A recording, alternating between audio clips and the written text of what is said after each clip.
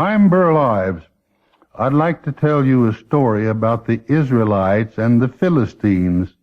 It's a story of a very brave young man named David. It happened way back. Well, as a matter of fact, our story took place long ago when King Saul and an army of Israelite men fought bravely, trying to save their homes and their land from a warrior band of Philistines looking for slaves. One morning, when the air was still, the Israelite army camped on a hill, and the Philistines stood across the way. Nobody dreamed in the valley between the war would be ended that day. For out of the camp of the Philistine, a giant walked down into the ravine. The Israelites watched with eyes open wide. They couldn't decide whether to hide or just stand there terrified. The giant was over 9 feet in height.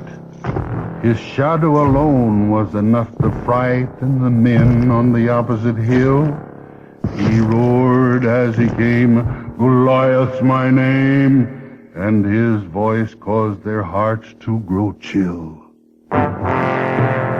For 40 mornings and evenings, Goliath came out into the valley of Elah and shouted to the Israelite men. He bellowed and raved, "Send someone brave, and I'll bring an end to this war."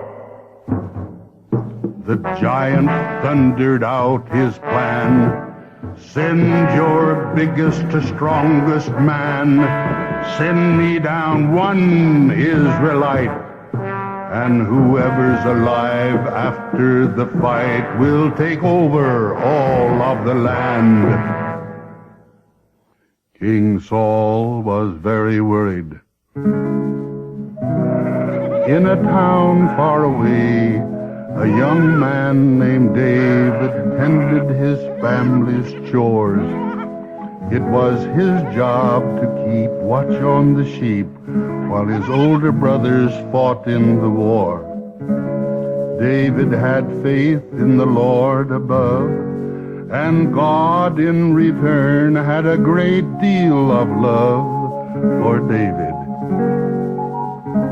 One day David's father said, "You'd better take some cheese and take some bread and see if your brothers need aid." So David went to the battleground. Instead of fighting, the young shepherd found his brothers and the others afraid. David looked at the battle scene. The Israelites were retreating in fear because of Goliath the Philistine. And David said, "What's happening here? Do you believe that bellowing giant is right?" Said David, "I find it odd to think that he could win this fight against you, the soldiers of God." The soldiers told David that King Saul would pay any man who would do his bidding. David replied, "Why, I'll fight him today." They murmured, "He's got to be kidding."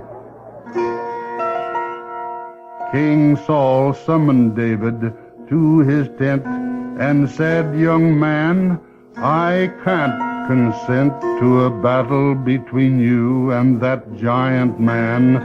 Do you know the cost? If you fought him and lost, we'd lose all, our homes and our land."